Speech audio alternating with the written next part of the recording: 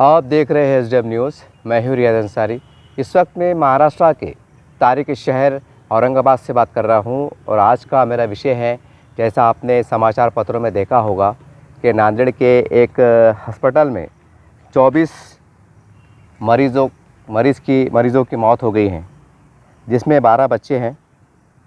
और जो अखबार में समाचार पत्रों में जो डिटेल इसकी आई है वो इस प्रकार से है कि कहीं बताया जा रहा है कि दवाओं की कमी थी, कहीं बताया जा रहा है कि मरीज़ों की संख्या बहुत ज़्यादा थी और दवाखाने की हॉस्पिटल की जो कैपेसिटी इतनी नहीं थी कि उतने मरीज़ों को कवर कर सके।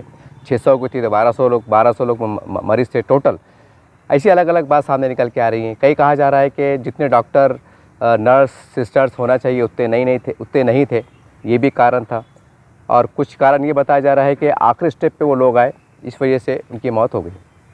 व्हाट्सएप फेसबुक पे भी कई तरह की कुछ अफवाहें चल रही हैं, बहुत सी बातें चल रही हैं, लेकिन जो अखबार में छपा है, क्योंकि आमतौर से व्हाट्सएप पे हम कह सकते हैं कि अफवाह हो सकती हैं, थोड़ा झूठ सच हो सकता है, कुछ बनावटी बात हो सकती हैं, कुछ कम ज़्यादा हो सकता है।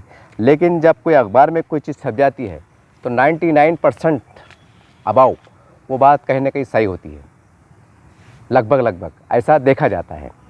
तो जब ये मैं न्यूज़ पढ़ रहा था तो देखिए, आज भी हमारे औरंगाबाद में पिछले सप्ताह हमने देखा है कि कुछ संगठनों की ओर से घाटी हॉस्पिटल जो प्राइवेटाइजेशन करने जा रहे हैं, खासगीकरण, उसको लेकर जो है तो धरने मोर्चे हुए।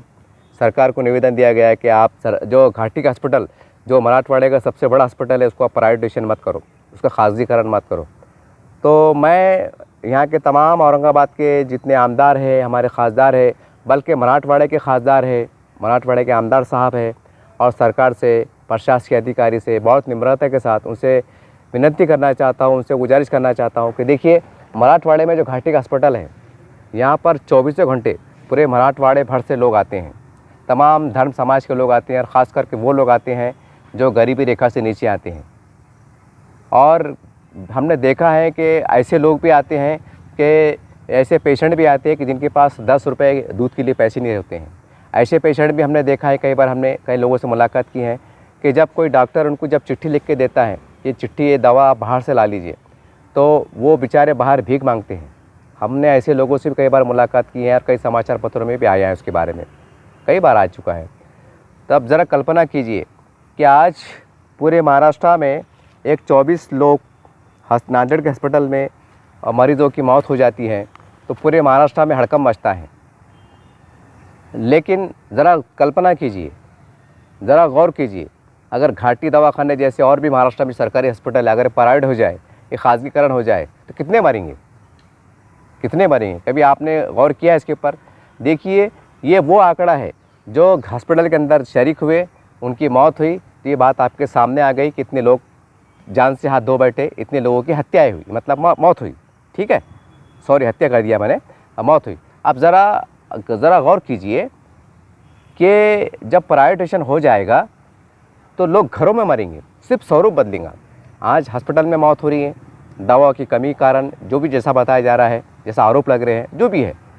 लेकिन जब प्राइवेट हो जाएगा तो ज़रा गौर कीजिए कि फिर लोग क्या करेंगे प्राइवेट के मारे। जो गरीब जो इंसान है, जिसके मन में ये रहता है कि चलो मेरे पास BPL कार्ड है, मेरे पास ऑरेंज कार्ड है, मेरे पास योजना का कार्ड है, मैं हॉस्पिटल में जाऊँगा, मैं अपना इलाज करा लूँगा, तो वो बंदा जा नहीं पाएगा, वो मरीज़ जा नहीं पाएगा। तो उसके कारण जो है तो लोग घर में दम तोड़ेंगे, और इतने दम नहीं तोड़ेंगे, बल्कि सैकड़ों, बल्कि मैं समझता हूँ अगर पूरे महाराष्ट्र का हम कैलकुलेशन करें बारीकी के साथ, पूरे आंकड़े निकाल के देखें, ये संख्या हज़ारों में पहुँच जाती है। तो बहरहाल मेरा पूरे ये वीडियो बनाने का एक ही मकसद है कि देखिए कि जितना आप ये 24 लोगों की मौत पे जिनका देहांत हुआ है, जो भी कारण रहा होगा, उसकी तो अब जांच चल रही है, जांच का विषय है, जांच के बाद समझ में आएगा क्या सही है और क्या गलत है। इस वक्त हम किस पे खुला तौर से आरोप भी नहीं लगा सकते हैं, क्योंकि जो पेपर में छपा है उसके आधार पर ये बात तय हो रही है, ये बात कही जा रही है। तो बहरहाल ये अब समय आ गया है कि सरकार 2 कदम आगे बढ़कर जितने भी महाराष्ट्र में ग्रामीण में महानगर पालिका के अंतर्गत जो सरकारी दवाखाने, उसको आप जो है तो डेवलप कीजिए, उसको आप डेवलप कीजिए, जैसा दिल्ली के अंदर केजरीवाल सरकार कर रही है।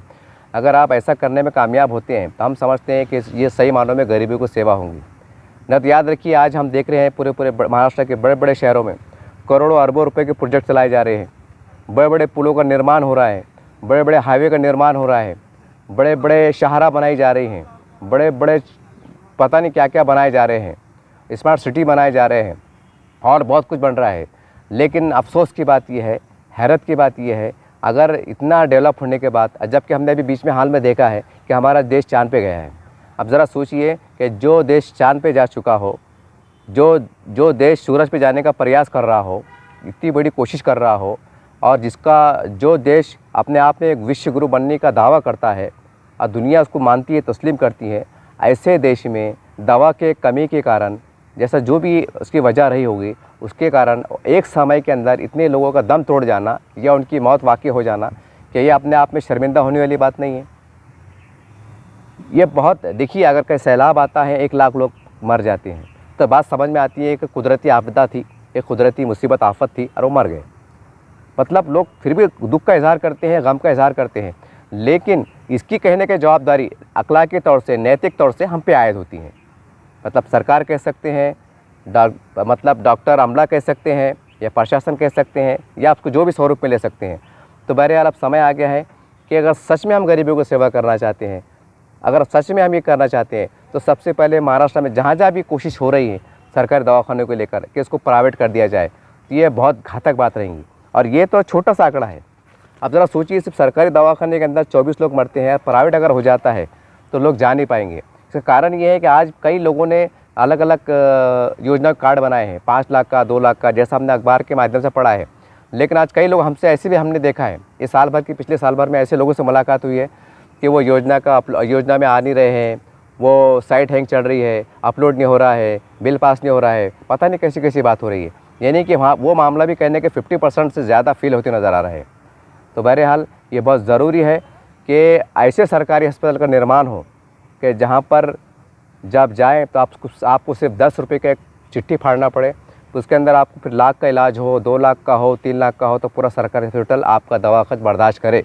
और जब आपके जीवन में अगर स्वास्थ्य लिखा हुआ है, यानी कि आप तंदुरुस्त हो चुके हैं, तो आप तंदुरुस्त, यानी कि आप रिक्शे में, एम्बुलेंस में मतलब लेटे हुए आए और पैदल चल के, अपने पैरों से चल के जाए, यहाँ तक की पोजीशन में सरकारी दवाखाने से इलाज होना चाहिए। ये हमारा फ़र्ज़ भी है, ये हमारी जवाबदारी भी है। अब सवाल ये है कि जो तमाम नेता, अब हम देख रहे हैं कि बड़े बड़ी योजनाएं ला रहे हैं, 5 लाख का इलाज फ्री, 10 लाख का इलाज फ्री। क्या काम का? क्या काम का? मैं सरकार से पूछना चाहता हूँ बड़े निम्रता के साथ, क्या काम का वो काम? अगर सरकारी अस्पताल में दवा नहीं है और आप 10 लाख की योजना का ऐलान कर रहे हैं, और अगर गरीब दवा की कमी के कारण, पैसों के नहीं होने के कारण दम तोड़ रहा है। आज भी अगर हमारे सरकारी अस्पताल औरंगाबाद की मैं बात करूँ, तो आज भी कई लोग चिट्ठी लेकर बाहर जाते हैं कि दवा की कमी है। तो बताइए, जो शब्द इस्तेमाल हो रहा है सरकारी, उसका अर्थ क्या रह जाता है? और अब आप सोच रहे होंगे कि देखिए, जो भी गरीब आदमी आता है ना, ये कड़वा सच है, इसकी आप गोपनीय रिपोर्ट भी मंगा सकते हैं या खुली चौकसी भी कर सकते हैं। गरीब से गरीब व्यक्ति, अगर कोई मस्जिद के बाहर भीख मांगने वाला है, मंदिर के बाहर बैठ के अगर कोई भीख मांगने वाला है, जब उसको बड़ी बीमारी होती है, तो ये कड़वा सच है कि सबसे पहले वो प्राइवेट दवाखाने में जाता है। वो प्राइवेट दवाखाने में जाता है और कम से कम लाख, 2 लाख, 3 लाख, जैसे भी क्षमता के अनुसार चंदा करके, दान करके, भीख मांग के वो इलाज प्राइवेट में कराने की कोशिश करते हैं, ये सोच के कि भाई हमारा इलाज अच्छा हो जाए, सही समय पे हो जाए, अच्छे डॉक्टर्स से हमारा इलाज हो जाए, अच्छे हॉस्पिटल से हमारा इलाज हो जाए, हमारी जान बच जाए और हम उठ के खड़े हो जाए। यानी कि हर व्यक्ति की बात कर रहा हूँ मैं, पूरे भारत का व्यक्ति, कोई व्यक्ति ऐसा नहीं होगा कि जो अगर बीमार पड़ा होगा तो उसके दिमाग में पहले ये आता होगा कि मैं कॉर्पोरेशन के दवाखाने में जाऊँ। कोई बीमार व्यक्ति पड़ता होगा, उसको पहले फुर्सत में क्या करता है, अपने वार्ड के, मोहल्ले में जो दवाखाने होते हैं, MBBS डॉक्टर, जो बड़े बड़े डॉक्टर बिल्डिंगा रहते हैं, वहाँ जाता है। वहाँ जाके उसकी 100-200 रुपये की फ़ीस देता है, 2-500 की दवा लेता है। यानी कि हम कह सकते हैं कि छोटी बीमारी के अंदर भी लोग 5-10 हज़ार बाहर खर्चा कर देते हैं प्राइवेट के अंदर। और जब बड़ी बीमारी होती है तो हमने हज़ारों पेशेंट ऐसा देखा है ये 8-10 सालों में कि किसने 2 लाख, किसने 10 लाख, किसने 15 लाख, किसने 20 लाख, यानी 50-50 लाख तक के ऐसे लोग हमने देखने में आए हैं कि जिन्होंने बड़े बड़े हॉस्पिटल, प्राइवेट में दवाखाने में इलाज कराया है। अब ज़रा सोचिए, ये जब लोग प्राइवेट में जाते हैं और लाखों रुपये खर्चा करते हैं, तो कहीं ना कहीं जो डॉक्टर जो बनते हैं ना, सरकारी डॉक्टर बनते हैं, सरकारी हॉस्पिटल जो कॉलेज से निकल के आते हैं, तो एक एक हॉस्पिटल में 15-15 डॉक्टर काम करते हैं। तो वही बिल के अंदर उनकी तनख्वाह निकलती है, वही बिल के अंदर वो हॉस्पिटल का बिजली का बिल जाता है, वही बिल के अंदर जो काम करने वाली नर्सेस होती है उनका पेमेंट निकलता है।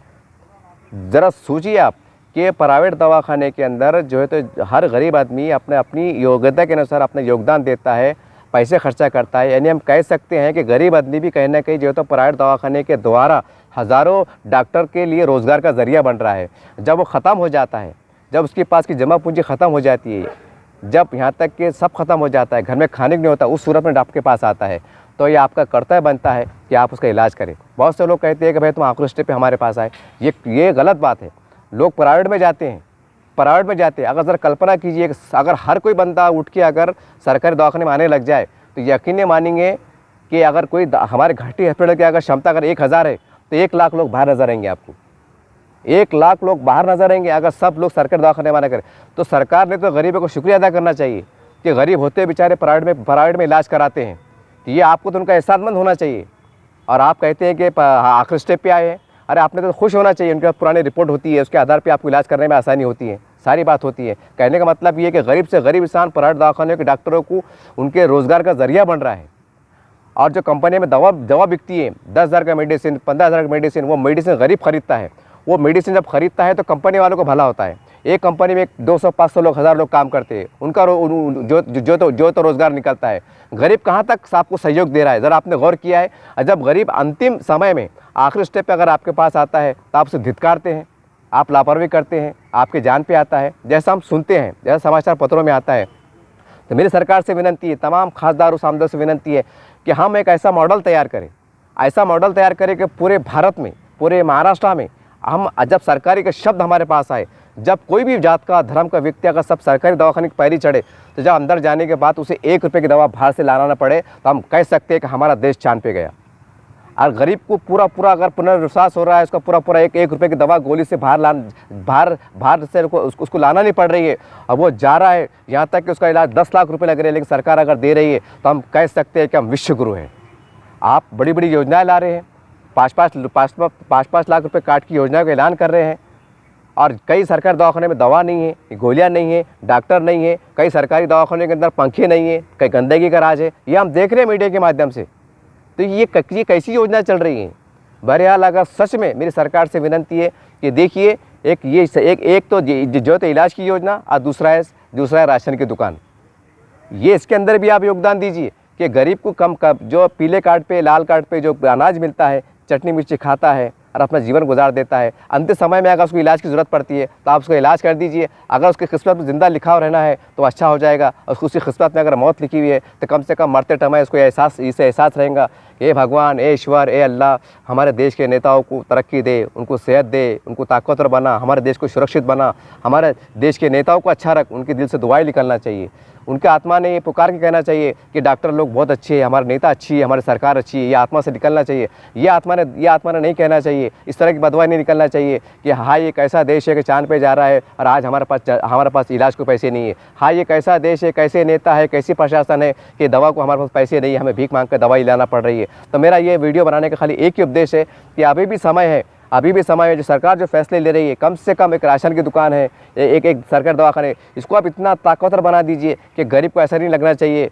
कि मैं गरीब हूँ, कि मेरा जुर्म ये है कि मैं गरीब हूँ, उसको ऐसा एहसास नहीं होना चाहिए। उम्मीद करते हैं तमाम नेता लोग एकजुट होकर, चाहे किसी भी पार्टी के हो, लेकिन गरीबों की जब यहाँ हित की बात आती है, गरीबों के कल्याण की योजना की बात आती है, तो आपसे हाथ जोड़ के विनती है कि आप गरीबों के लिए उठिए, आप काम कीजिए। ये गरीब आपसे कोई 1-2 लाख नहीं मांग रहे हैं, कोई नौकरी नहीं मांग रहे हैं, कुछ नहीं मांग रहे हैं। एक गरीब जाता है हॉस्पिटल में, जाता है 8 दिन 10 दिन महीना भर इलाज करता है, अपने घर को चले जाता है। ये आपके सहारे, आपके ऊपर जीवन भर का बोझ नहीं रहता है।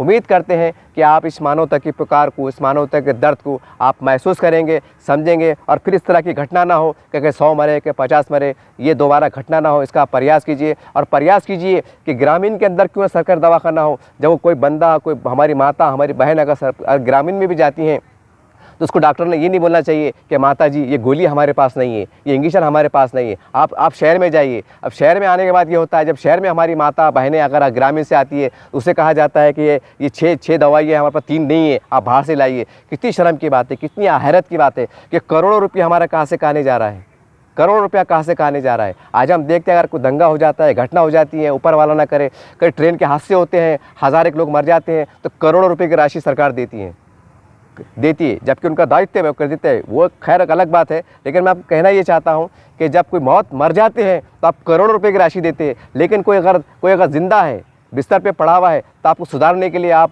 जैसा सक्रिय होना चाहिए वैसा हो नहीं पाते हैं। तो ये कितनी गलत बात है। तो उम्मीद करते हैं कि तमाम हमारे देश के नेता इसके ऊपर बहुत गंभीरता के साथ कि गरीब को 2 वक्त की रोटी मिले, इन्हें सरकारी दुकान से राशन ईमानदारी से मिले, इसके लिए प्रयास कीजिए। और हर गरीब को, चाहे शहर में हो ग्रामीण में हो, उसको जब सरकारी दवाखाने से उसको 1 रुपये की दवा बाहर से लाना न पड़े, तो हम कह सकते हैं कि हम सच में तरक्की कर रहे हैं, सच में विकास कर रहे हैं, हम चाँद पे गए हैं। हो सकता है हम कल सूरत पे चले जाएंगे। नहीं तो याद रखिए, ऐसा तरक्की, ऐसा डेवलपमेंट कुछ काम का नहीं है जहाँ गरीब 2 वक्त की रोटी के लिए परेशान है, जहाँ गरीब एक इंजेक्शन दवा गोली के परेशान है। ऐसा डेवलपमेंट कुछ काम का नहीं है। उम्मीद करते हैं कि आप इसको समझेंगे और आगे बढ़ेंगे। देखते रहिए आप एसडीएन न्यूज़ चैनल। जय हिंद, जय महाराष्ट्र।